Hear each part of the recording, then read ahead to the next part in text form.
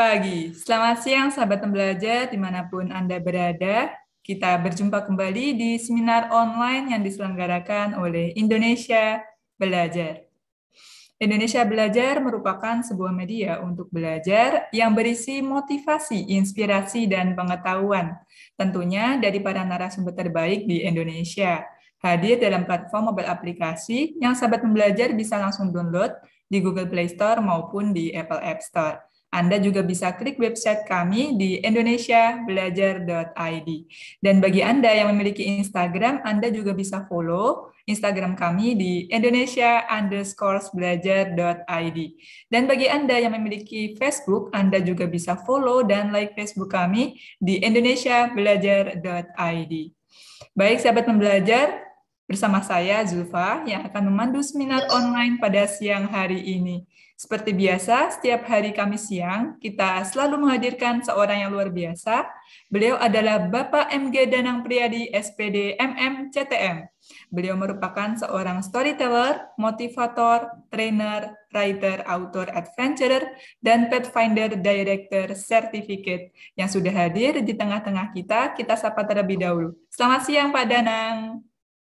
Semangat pagi, salam Danang, datang untuk menang. Semangat pagi. Baik, bagaimana kabarnya hari ini Pak Danang? Hari ini bahagia, karena ditemenin oleh si Salad Caesar. Baik, luar biasa ya Pak Danang.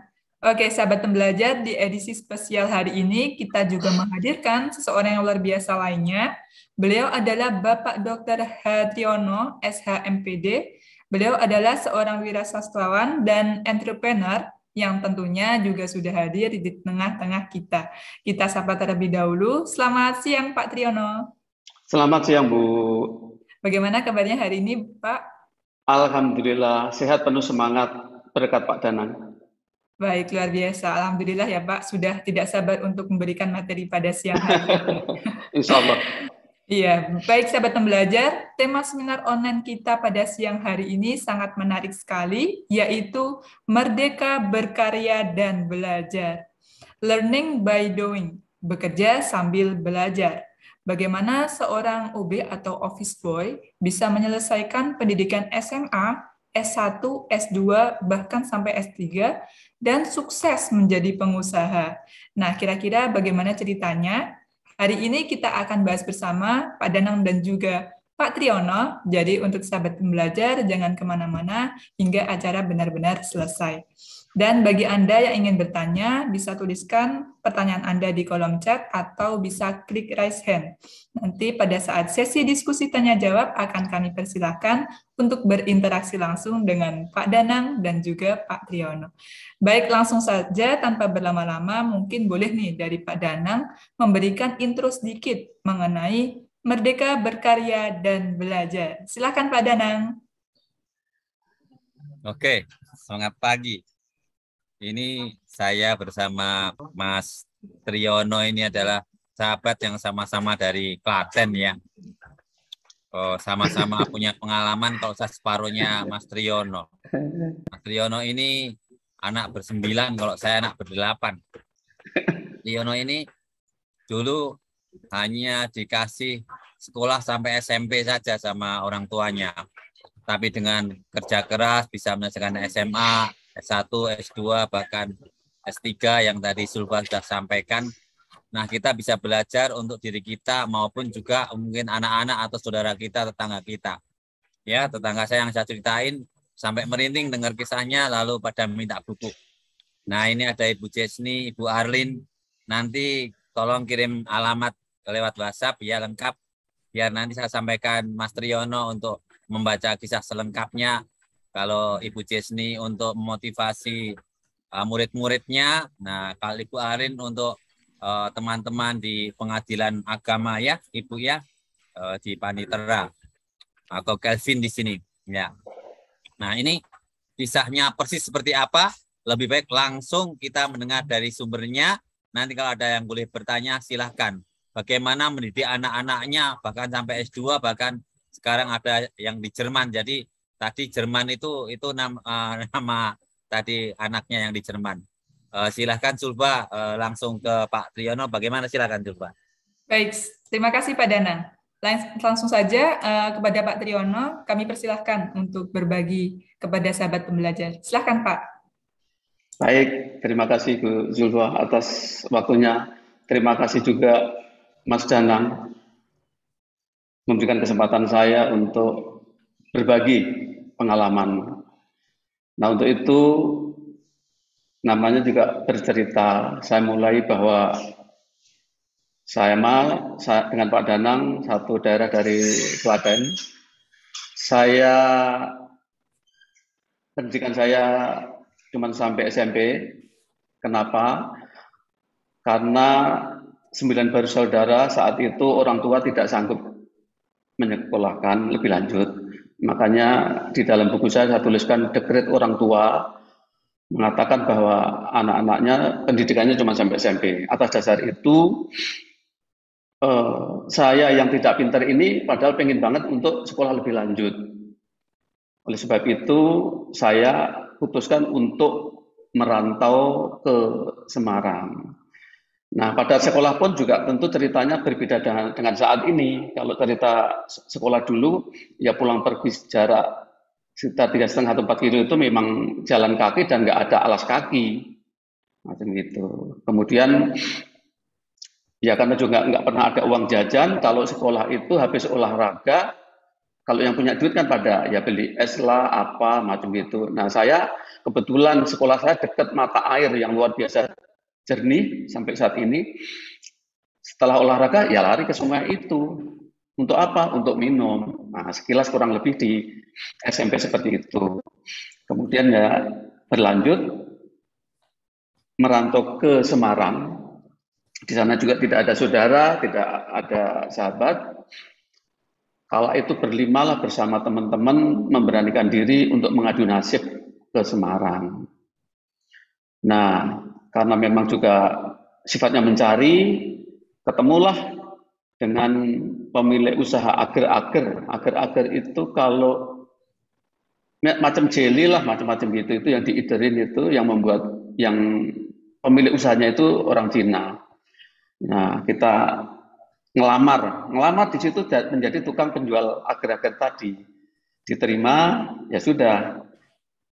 Karena nggak punya tempat tinggal, kita cuma bawa tas plastik itu isi berapa potong pakaian, ya kita titip aja di Cina itu. Kalau sore diambil untuk alas tidur di pinggir jalan. Saya ingat betul itu di pinggir jalan Mataram namanya, daerah Simpang 5. Beberapa kali saya ke Semarang, cuman kalau belakangan alhamdulillah tidurnya udah bisa di hotel kemarin itu. Tengokin itu ke nostalgia ke Semarang.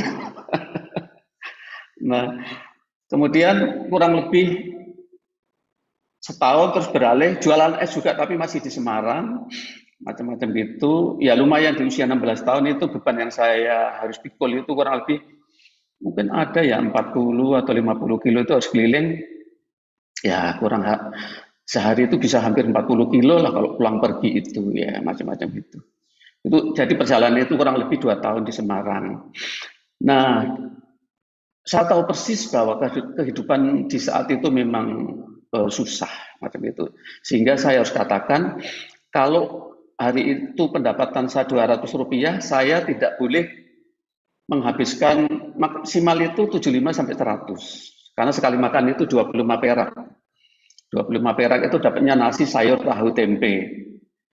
Pernah suatu kali makan daging itu karena diundang orang yang punya hajat tahlilan. Nah, itu rasanya udah luar biasa itu. Karena seumur-umur ya tahu tempe kurang lebih 2 tahun.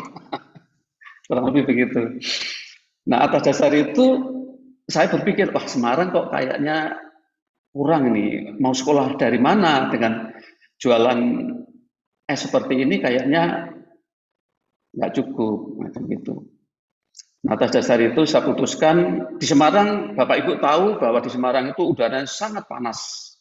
Sementara saya jualan es, dan saya ingat walaupun di bulan Ramadan, karena memang saya juga pengen hidup, saya tetap jualan.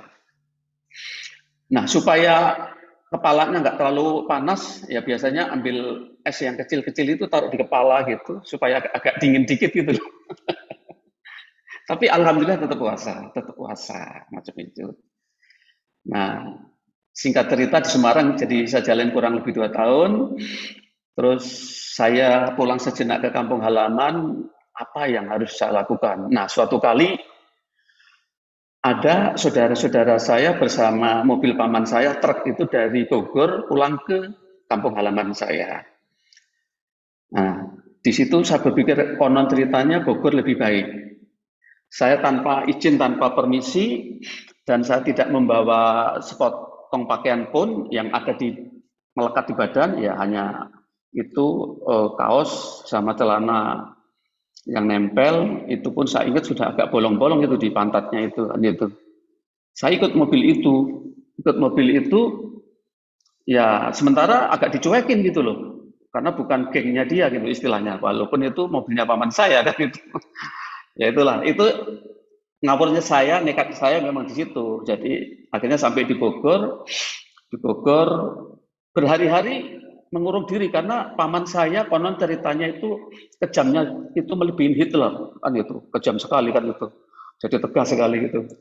Ceritanya begitu. Namun saya tidak menyerah.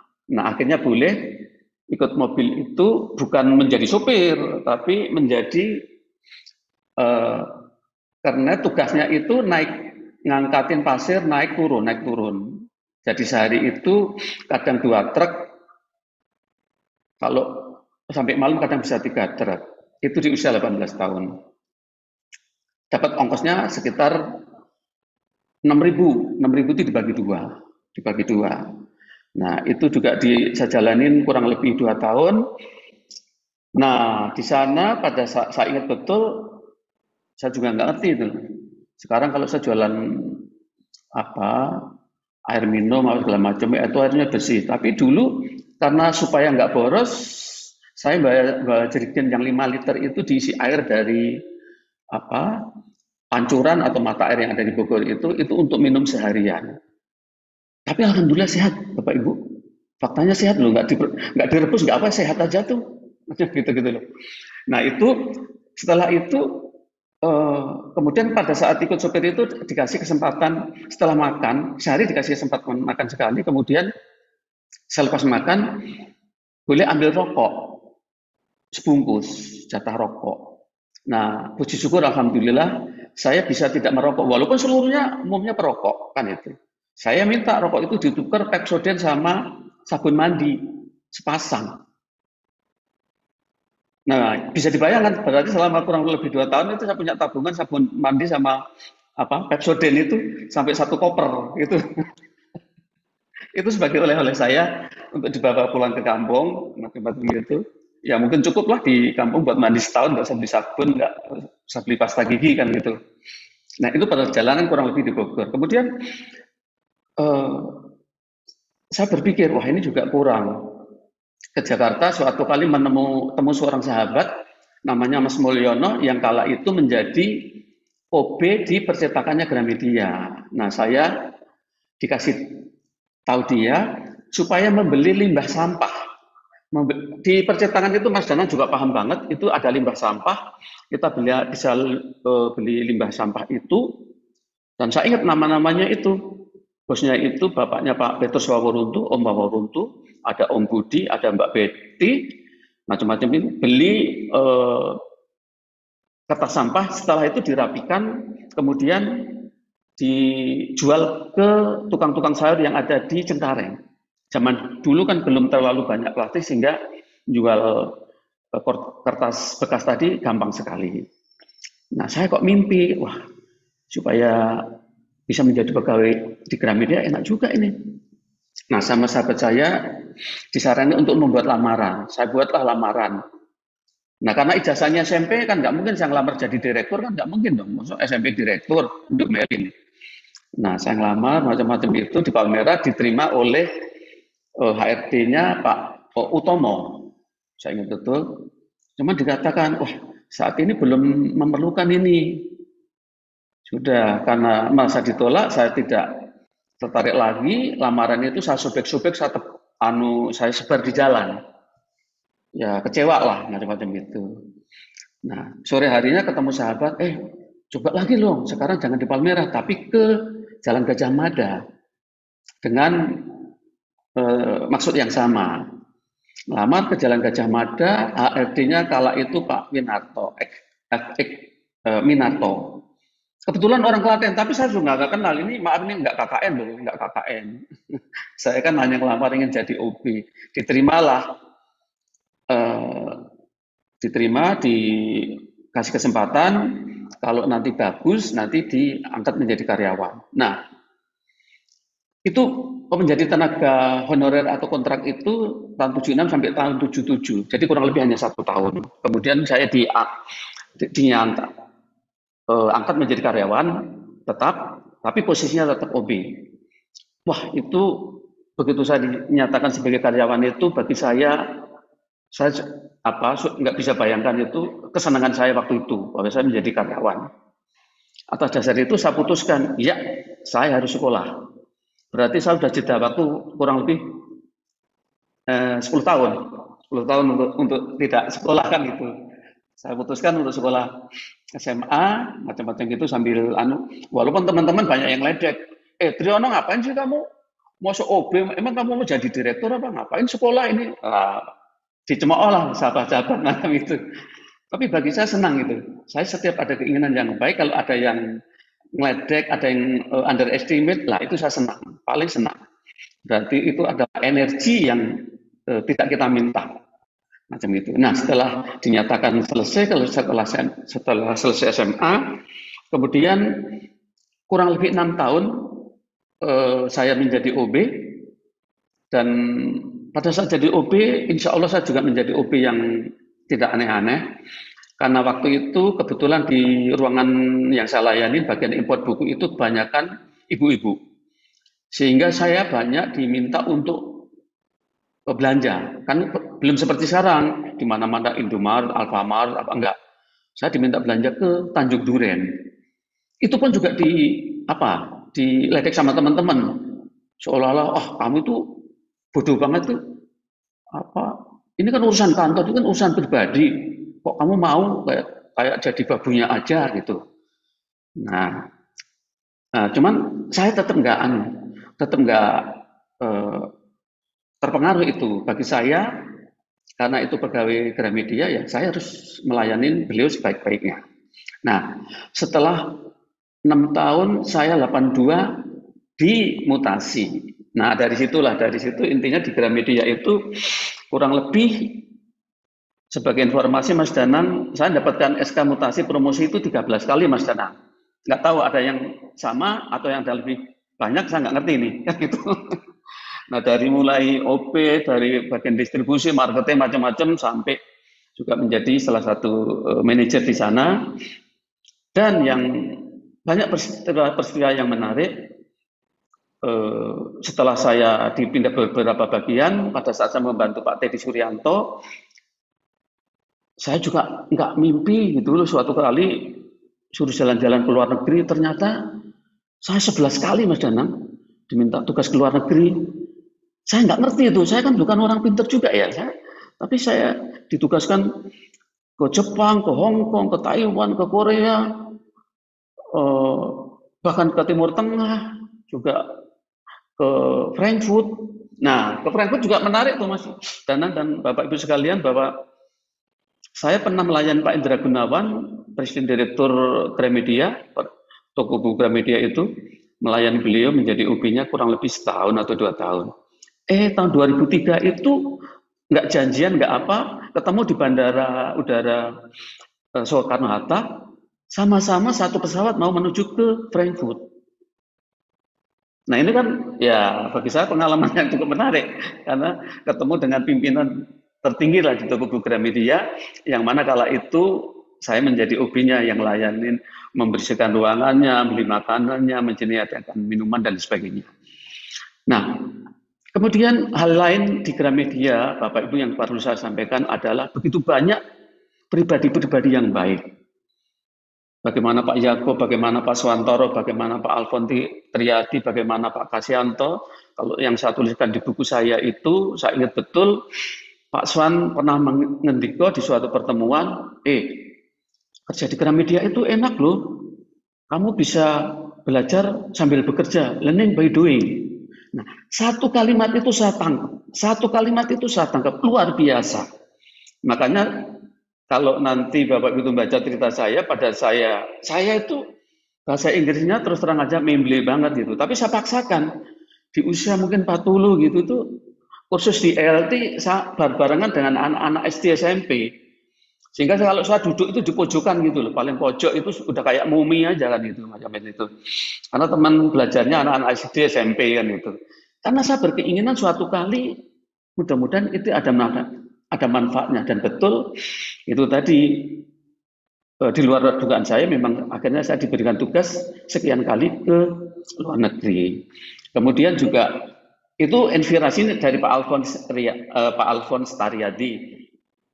Bos langsungnya Pak Danang nih, Mas Alfons Taryadi ini pernah mengatakan seperti itu. Saya mewakili IKP selalu dikasih tugas ke luar negeri. Yang lain pada nggak bisa. Kenapa? Mereka takut karena nggak bisa ngomong bahasa Inggris. Kan itu. Nah, atas dasar itu juga yang salah satu yang saya garis bawahi menjadi motivasi saya untuk bahwa ya mau bagaimana saya harus belajar bahasa Inggris. Kemudian mengenai wirausaha atau wira swasta. Nah, di buku info kita Mas Danang awal-awalnya masih hitam putih. Salah satu kalimatnya Pak J. Kasianto, suami Ibu almarhum Ibu Rusilah, mengatakan adalah, Anda kalau ngomong persiapan pensiun itu bukan 5 tahun, 3 tahun menjelang pensiun, bukan. Tapi pada saat Anda bekerja, kamu harus mulai menyiapkan pensiun itu. Nah, itu juga kalimat yang saya tangkap, sehingga pada saat bekerja, saya punya sedikit pendapatan, bukan untuk beli motor lah, mobil lah, bukan, tapi saya belikan, kebetulan saya tinggal di daerah Pondok Gede, karena di tahun 82 itu sebetulnya dapat perumahan di Kompas itu Mas Danang, yang di Ciputat, tapi saya tidak tertarik, saya pengen di luar. Nah, dari penghasilan, pendapatan sedikit-sedikit itu dikumpulkan untuk membeli tanah, dibangun rumah kontrakan. Nah, puji syukur alhamdulillah hari ini mungkin 30 atau 40 lah rumah kontrakan ada, dan itu bisa menjadi passive income. Kemudian saya juga terinspirasi penemu Aqua, Tirto Utomo, bahwa air itu kalau dikelola dengan baik bisa menjadi sumber kehidupan. Dan kalau nggak salah juga orang Jepang pernah menulis kehebatan tentang air. Nah, atas dasar itu saya juga belajar dengan seorang sahabat bagaimana saya bisa jualan air, sehingga sudah berjalan kurang lebih 22 tahun. Nah, hari ini dari jualan air, jualan gas, dan berbagai kegiatan-kegiatan yang lain itu, saya dibantu kurang lebih 40 lah. Karena ada kegiatan anak-anak saya. Kebetulan saya ada 3 anak laki-laki, semua sudah menikah, sudah dititipin 9 cucu. Nah, yang paling bontot ini kebetulan kemarin dapat beasiswa yang ada di Jerman, S1, S2, bahkan sempat menjadi staf kedutaan hampir 6 tahun atau 7 tahun. Cuman saya minta dia pulang ke Indonesia untuk membantu Indonesia agar bisa menciptakan lapangan pekerjaan. Nah, sekarang bisnis yang dijalankan adalah mengirimkan calon-calon mahasiswa yang ingin kuliah di Jerman, kemudian mungkin dalam waktu dekat nanti juga akan mengirimkan perawat yang dikirim dari Indonesia ke Jerman. Mudah-mudahan tahun depan juga sudah mulai jalan. Terus sama membuka warung kopi. Kalau Bapak Ibu buka di YouTube atau di Instagram itu ada di Atap Cafe. Nah, itu kurang lebih perjalanan saya kepada dari kampung sampai ini. Nah, hal-hal yang saya ingin bagikan kepada Bapak Ibu barangkali adalah dalam hidup itu memang harus berbagi. Dan kemudian kita jangan menjadi manusia hedon. Manusia hedon adalah manusia yang menjadi pemuja dunia. Seolah-olah dunia itu akan membahagiakan kita segala-galanya. Itu omong kosong menurut saya. Justru dunia dicari, boleh sedapat mungkin, tapi itu adalah harus ada konsep berbagi. Kemudian juga pengabdian, yang masih muda-muda harus ingat pengabdian kepada utamanya kepada orang tua, kepada saudara-saudara. Puji syukur Bapak Ibu saya yang orang kampung nggak punya apa-apa, saya diizinkan untuk menghantarkan Bapak Ibu saya, mertua saya, suami istri juga, saya diizinkan untuk menghantarkan ke tanah suci beliau. Nah, mudah-mudahan apa yang kita lakukan seperti ini, insya Allah manakala kita berpikir untuk orang lain, pasti Tuhan itu pasti akan memikirkan kita. Karena saya sebagai orang Muslim, ada di salah satu ayat dikatakan, "Faman ya'mal mithqala dzarratin khairan yarah, wa man ya'mal mithqala dzarratin syarran yarah." Jadi sedikit apapun kebaikan yang kita lakukan, Tuhan akan membalasnya. Sebaliknya, kejelekan juga sedikit apapun juga akan dibalas dengan hukuman juga. Kemudian rasa syukur, la in syakartum la azidanakum wa la in kafartum inna adzabi lasyadid. Jadi kita sebagai orang beragama, saya pikir agama apapun harus penuh rasa syukur. Hakikat syukur bukan hanya verbalistik untuk diomongkan alhamdulillah, bukan. Tapi apa yang ada pada diri kita, tenaga kita, pikiran kita, hati kita, harta kita, itu hakikatnya juga ada sebagian milik orang lain. Sehingga konsep berbagi itu adalah mutlak, tidak bisa ditawar-tawar lagi. Kurang lebih barangkali apa yang saya sampaikan seperti itu, mungkin terkait dengan waktu. Kalau nanti ada Bapak Ibu atau audiens yang mau bertanya tentang perjalanan saya atau yang lain, monggo. Saya pikir begitu Ibu dan Mas Denang. Ya, baik. Terima kasih Pak Triyono. Luar biasa sekali ya. Kisah cerita yang telah diceritakan oleh Pak Triyono ini sangat menginspirasi kita semua. Nah, seperti yang dituliskan di dalam bukunya, Tuhan tidak akan merubah nasib suatu kaum kalau kaum tersebut tidak mengubahnya. Luar biasa sekali. Nah, baik, kita langsung saja kita akan buka sesi diskusi tanya-jawab. Mungkin dari sahabat pembelajar ingin bertanya atau ingin sharing, bisa tuliskan pertanyaan Anda di kolom chat atau juga bisa raise hand. Nah, di sini sudah ada Bu Niswati nih yang raise hand. Silakan Bu Niswati.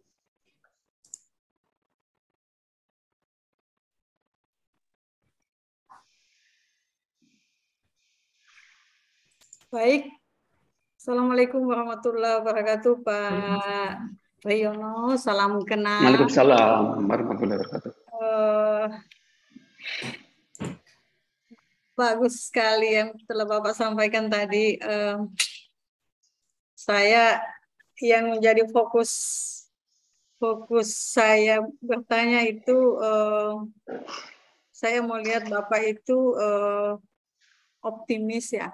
Itu yang saya ambil itu di situ, Bapak optimis dan percaya, yakin akan kesungguhan itu.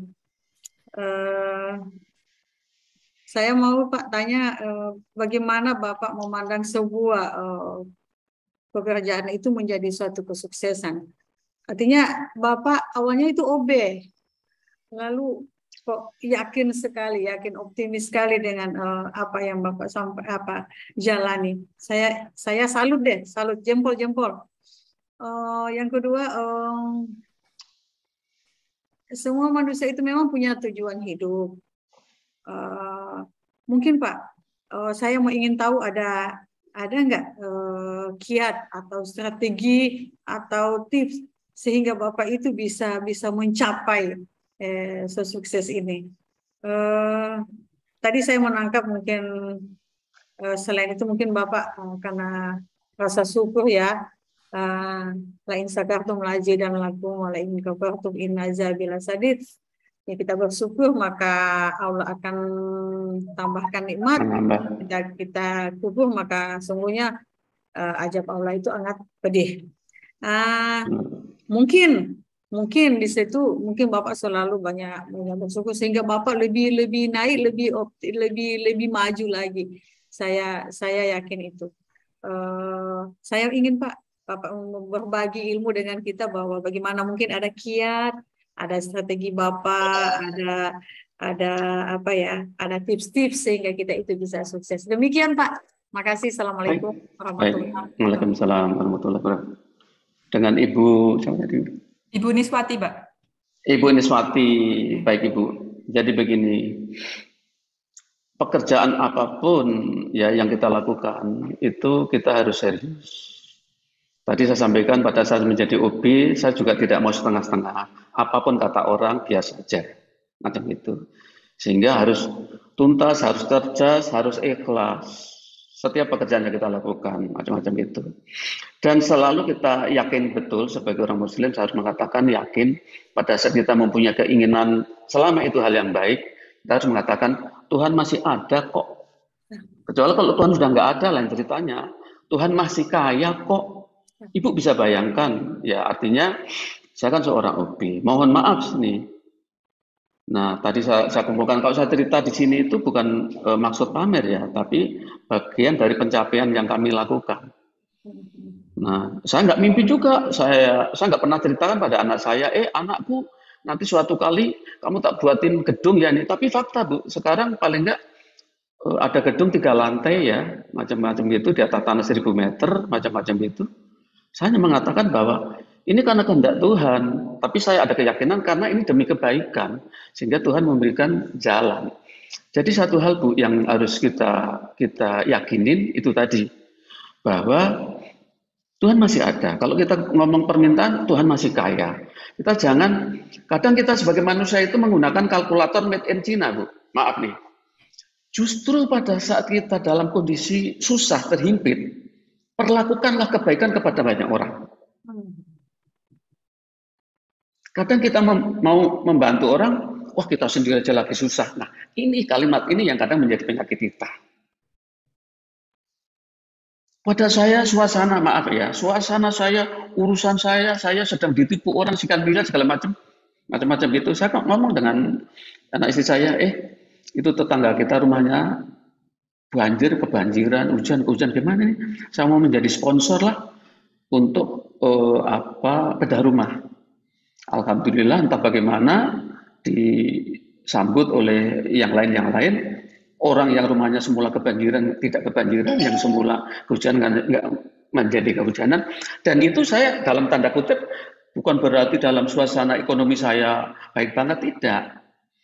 Artinya bahwa justru pada saat kita diuji seperti itu, kita jangan menutup pintu untuk berbuat kebaikan. Jadi ilustrasinya sederhana Bu. Pada saat kita lapar banget, padahal nasi cuma sepiring. Sahabat datang rela nggak kita membagi separuh itu untuk tamu kita yang datang tadi? Kan itu Bu. Ya. Nah, jadi kalau sudah ngomong kebesaran ilahi itu, rasionalitas kita sudah nggak sampai Bu. Nggak sampai. Jadi tidak bisa semua dimatematika, dilogikakan. Makanya saya mengistilahkan, kita jangan menggunakan kalkulator made in China. Kalau made in China itu seolah-olah duit kita 100, keambil 10, tinggal 90, enggak begitu. Tapi kalau made in Tuhan, insya Allah bukan begitu Bu. Pada kita yakin seyakin-yakinnya, insya Allah ya, pintu rezeki yang tidak disangka-sangka itu harus yakin seyakin-yakinnya. Hanya persoalannya, memang kadang kita cenderung mengedepankan rasionalitas Bu. Ya, itu janji Allah. Gimana? Ya. Kita ngasih. Jadi kurang lebih sih begitu. Insya Allah kalau kita sebagai seorang Muslim ya konsep berbagi seperti hari ini Bu, yang usaha-usaha yang saya lakukan itu bukan saya dudukkan sebagai pegawai, ya, bukan saya dudukkan sebagai ibu, ya mungkin suatu kali bolehlah berkunjung ke tempat saya, bener nggak sih macam-macam gitu. Kalau namanya tukang loper air minum saya itu hari ini saya provokasi, saya semangatin, bisa membeli rumah seharga 1 miliar. Satu lagi, yang dulu anak dari Cianjur itu, yang ikut bersama saya kurang lebih 12 tahun lah, macam-macam gitu. Belakangan cerita. Yang dulu mestinya udah mau cerai dia, karena pada saat di PHK dari pabrik itu dia mau cerai, anaknya udah dibagi karena cuma 2. Nah, suatu kali dibawa ke rumah saya oleh anak saya, mengelola usaha saya, air minum, gas, dan sebagainya. Sekarang dia punya anak buah 5. Adanya di halaman saya. Suatu kali cerita sama saya panjang lebar, dia sudah membeli rumah di Cianjur secara tunai itu 3 biji. Yang 2 di komplek, yang 1 di kampung buat mertuanya. Yang dulu mertuanya dulu juga udah agak sinis karena ekonominya dia kacau kan itu. Nah, maksud saya Bu, pada saat kita berbagi kepada orang nggak usah khawatir, kita tidak dipikirkan oleh Tuhan. Filosofinya sederhana. Pada saat kita ke pasar membeli sapi kan biasanya diikat Bu, ada tambangnya. Tanpa harus diperjanjikan, pasti tambang itu dapat. Tapi kalau Ibu datangnya beli tambang, mana mungkin beli tambang dapat sapi, nggak mungkin. Ya. Kurang lebih begitu. Begitu Ibu? Ya. Terima kasih Pak. Yang sharing saya kepada Ibu? Ya, baik. Ya Bu ya. Lain kali bolehlah tanya-tanya apa lain kali, monggo. Terima kasih. Ya, baik. Terima kasih Pak Triyono. Mungkin untuk jawabannya bisa saya ringkas. Yang pertama itu kita harus percaya bahwa Allah itu ada dan selalu ada di sisi kita, selalu membantu kita gitu ya. Kemudian jangan lupa untuk berbagi dan jangan khawatir akan apa yang kita bagi kepada orang lain itu akan habis, malah kita akan diberi lebih gitu ya dari Allah. Oke, mungkin dari Pak Danang ingin menambahkan Pak, silahkan mengenai bagaimana memandang pekerjaan sebagai kesuksesan dan juga tips bisa menjadi sukses.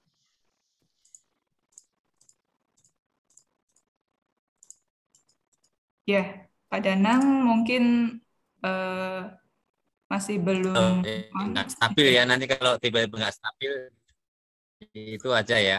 Ya, baik Pak. Pekerjaan sebagai apa? Pekerjaan sebagai apa, Sulba? Pekerjaan secara umum Pak, general.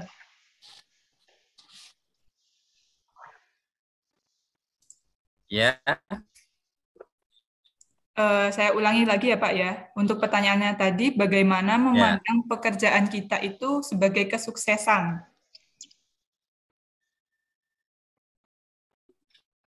Baik. Baik. Terdengar suara saya? Terdengar suara saya? Iya Pak, terdengar suaranya.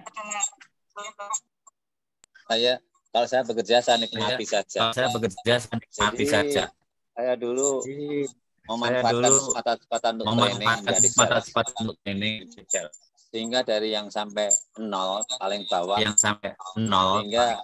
sampai menjadi national sales manager, karena memang kita meningkat prestasi sehingga sering dikasih promosi. Ya. Begitu juga selalu saya menyiapkan diri untuk mendapatkan sesuatu yang lebih, misalnya. Mohon maaf Pak Danang, suaranya mantul gitu. Suaranya double.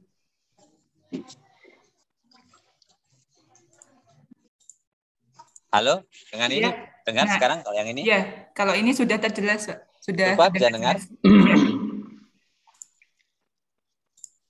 Halo, yang ini bisa dengar? Iya Pak, sudah bisa terdengar. Bisa, yang ini bisa? Iya, bisa Pak. Nah, sama. Saya mempersiapkan diri belajar bahasa Inggris dari elementary, intermediate, dan personal selling, negotiation, sampai TOEFL, GMAT, nggak penting saya ambil. Akhirnya bisa dikirim ke luar negeri. Ya ke Hong Kong, Singapura, ke Jerman tadi, sampai keliling Eropa. Kayak Mas Triyono tadi. Lalu bisa sekolah sampai S2, dikasih sama kantor. Nah itu kita mendapatkan apapun fasilitas-fasilitas asal kita siap sebelumnya. Contoh yang lain misalnya, untuk mendapatkan mobil harus punya jabatan manajer 5 tahun. Ya akhirnya kalau kita tekun dan sungguh-sungguh bekerja, berprestasi ya dapat itu. Ya Honda City, ya Veloz, CR-V. Nah sehingga jangan dilihat yang sekarangnya ya, punya rumah bagus dan seterusnya. Tetapi usaha, ketekunan. Jadi sukses itu adalah buah dari ketekunan kita. Nah, ketekunan, kedisiplinan, yang kayak Mas Tri tadi itu membuat berhasil. Saya nggak apa-apanya Mas Tri, seperduanya atau setengahnya enggak. Kalau Mas Tri itu ya keluar negeri, dapat uang saku sehari $100, dia hanya pakai $25. Kalau saya $100 lebih, sehingga dikasih sangu tambah habis. Nah ini hebatnya, saya salut sama Mas Tri ya. Itu saya juga belajar banyak, maka banyak harus belajar dari Mas Tri ya. Tuh. Kalau Mas Tri tadi punya kos-kosan, income pasif banyak. Nah, sekarang saya punya income pasifnya dari buat buku. Nah, sudah banyak 4 buku, dan ini karunia Tuhan, karunia Allah ya. Mau pensiun persis nulis buku. Sehingga dengan buku bisa ngasih training, berbagi, baik yang berbayar maupun nggak berbayar. Sehingga ini bisa berbagi bagi orang lain, seperti Mas Tri berbagi buku ini dari pengalamannya. Ya. Nah, nanti tanggal 2 sampai 4 September saya juga berbagi pengalaman, dan mungkin bukunya Mas Tri saya bawa untuk anak-anak SMK dan anak-anak muda di Pulau Tidung, ya, Kepulauan Seribu. Nah, sehingga supaya menyemangati anak-anak nelayan atau anak yang di sana untuk menulis buku juga. Nah, mungkin itu dulu ya. Artinya kalau kita bisa menggunakan kesempatan, kemurahan apa yang di kantor, asal kita itu mengikuti aturan dan berprestasi, ya apapun cita-cita kita bisa tercapai, bahkan jauh dari harapan. Punya rumah, punya mobil, punya gelar, jabatan, bahkan sekarang menjadi penulis, itu dulu nggak terbayang semua. Tapi sekali lagi, saya ini nggak seberapanya Mas Tri. Mas Tri luar biasa. Sehingga tetap sampai sekarang pun harus belajar, termasuk belajar dari bukunya Mas Tri. Begitu, Sulfa. Ya, baik. Terima kasih, Pak Danang. Ya, untuk sukses itu adalah buah dari ketekunan, konsistensi, dan juga kerja keras kita selama ini. Seperti itu ya, Pak Danang. Oke, semoga terjawab, Ibu Niswati. Kita lanjutkan. Di sini sudah ada yang bertanya dari Ibu Fitra. Selamat siang, Pak Tri. Super sekali kisah perjuangannya. Kisah perjuangannya, Pak. Izin bertanya, Pak, apakah Bapak pernah mengalami masa-masa tersulit di kehidupan Bapak? Dan bagaimana cara Bapak untuk mengatasi hal tersebut? Terima kasih, Pak. Baik, silakan Pak Triyono. Baik, terima kasih. Dengan Ibu, siapa tadi Bu ya? Ibu Fitra. Ibu Fitra, ini kayak paranormal aja nih pertanyaannya. Berarti ngerti kalau saya ada persoalan juga, kan gitu ya. Gitu. Jadi gini, hidup itu masalah. Kalau ada orang yang mengatakan, wah saya itu hidup kayak air aja kok dijalani ngalir aja, berarti orang itu sangat bermasalah. Kan itu. Jadi yang benar adalah hidup itu masalah, tinggal masalahnya itu apa, kan itu. Kemudian bagaimana solusinya. Ngomong ditumpuk orang sekian M karena saya menjalani berbagai usaha, ya ngalamin macam-macam gitu. Kemudian sampai saya keluar masuk kantor polisi, dari Polsek, Polres, Polda Metro, Mabes Polri, pengadilan segala macam, ya hampir 8 tahun lah macam-macam gitu ya. Karena saya mau perjuangkan hak saya macam-macam gitu. Nah, lagi-lagi Bu, ini akhirnya agar kita tidak stres, kita tidak kita harus satu, sebagai orang Muslim, ya ibadah kita harus kita jalankan sebaik mungkin. Ini sharing aja Bu ya, sharing. Saya kebetulan ya, nggak tahu kebetulan atau enggak ini, menjalankan puasa Senin Kamis itu sejak anak saya yang pertama ada di perut. Jadi kurang lebih saya jalanin sudah 40 tahun. Kecuali dalam kondisi lagi nggak sehat atau apalah macam itu. Tapi kalau hanya urusan rapat di kantor, arisan, insya Allah saya tetap berusaha untuk puasa Senin Kamis, kan itu.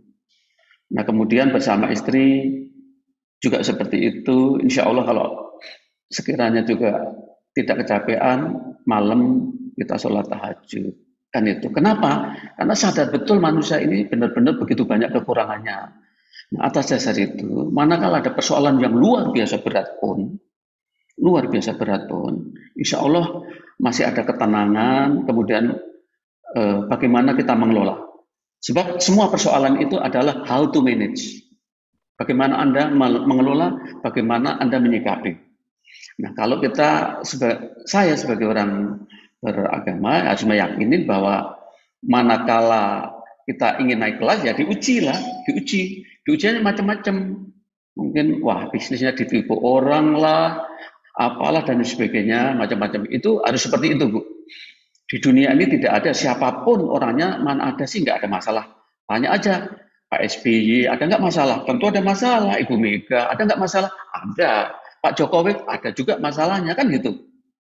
Jadi seluruh level dari mulai presiden mau pegawai itu mesti ada masalah. Jadi karena hidup itu memang masalah, tinggal solusinya itu tadi. Kalau apapun agamanya, mungkin Bapak Ibu yang beragama Katolik juga harus tetap rajin pergi ke gereja, umpamanya, macam-macam gitu, agar kita mendapatkan ketenangan di dalam batin itu. Jadi saya mengalami ujian kayak gitu, macam-macam gitu, ditipu orang sekian ngalamin macam-macam gitu. Namun puji syukur alhamdulillah saya juga masih bisa tidur, masih bisa makan biasa dan sebagainya. Pelan-pelan juga urusan itu bisa diselesaikan. Jadi antara ikhtiar sama keyakinan kepada Tuhan itu paket, Bu, tidak bisa dipisahkan. Jadi ikhtiar kita kayak apa, ijtihad kita kayak apa, macam-macam gitu, sehingga insya Allah Tuhan akan memberikan jalan. Kurang lebih begitu, Ibu. Ya, baik. Terima kasih Pak Triyono atas jawabannya, luar biasa sekali ya. Jadi kita harus sadar betul kalau kita itu sebagai manusia banyak kekurangannya ya Pak. Nah, dan juga kita kembali ke agama kita masing-masing, menjalankan ibadah kita, dan juga menambahkan amalan-amalan sunnah tadi seperti yang dijelaskan oleh Pak Triyono, melakukan sholat tahajud dan juga puasa Senin Kamis, luar biasa sekali. Mungkin dari Pak Danang ingin menambahkan, Pak?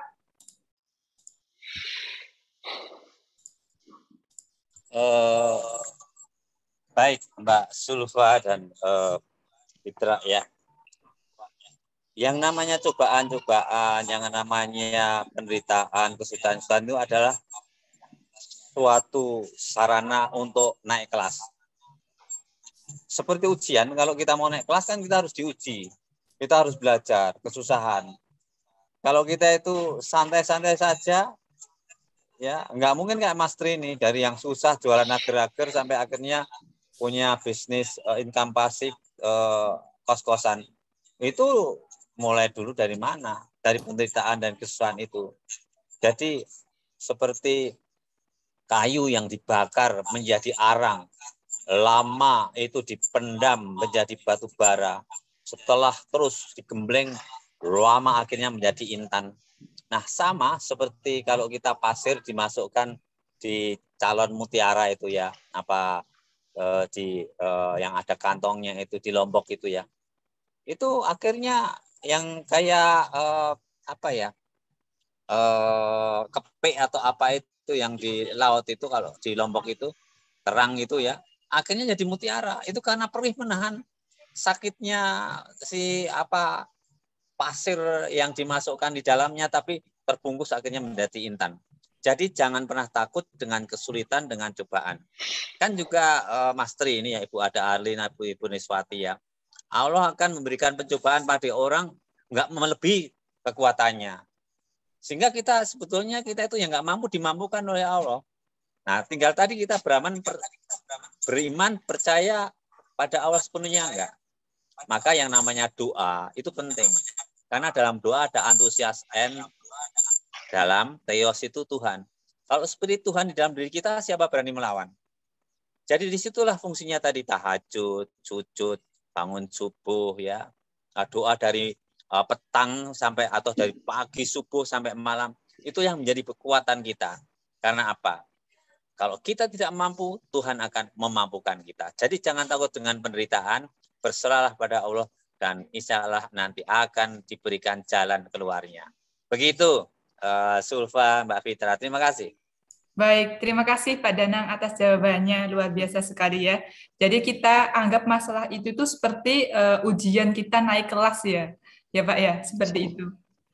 Jadi jangan pernah takut untuk mendapat masalah atau mengatasi masalah kita, karena ingat bahwa kita selalu ada Allah di sisi kita, dan Allah itu tidak memberikan masalah kecuali hambanya itu akan mampu untuk mengatasi masalah tersebut, seperti itu. Oke, mungkin dari sahabat pembelajar di sini ada lagi yang ingin bertanya, silahkan.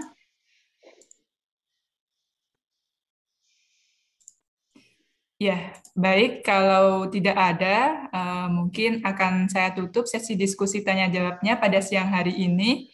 Namun sebelum benar-benar saya tutup, saya persilahkan kepada Pak Danang dan juga Pak Triyono untuk memberikan closing statement. Silahkan Pak Triyono terlebih dahulu, Pak. Baik, terima kasih Bu. Bahwa sukses itu adalah proses. Kalau dalam ajaran agama Islam jelas, seperti Al-Quran kan diturunkan 23 tahun sekian bulan. Maknanya apa? Bahwa kebaikan itu memang ada proses. Macam itu.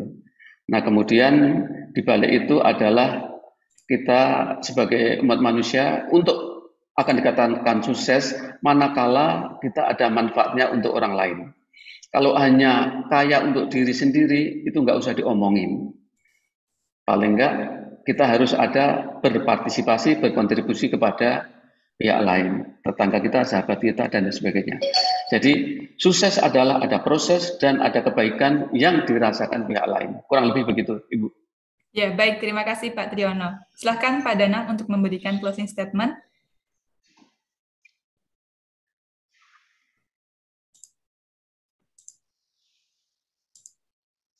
Pak Danang, apakah dengar suara saya?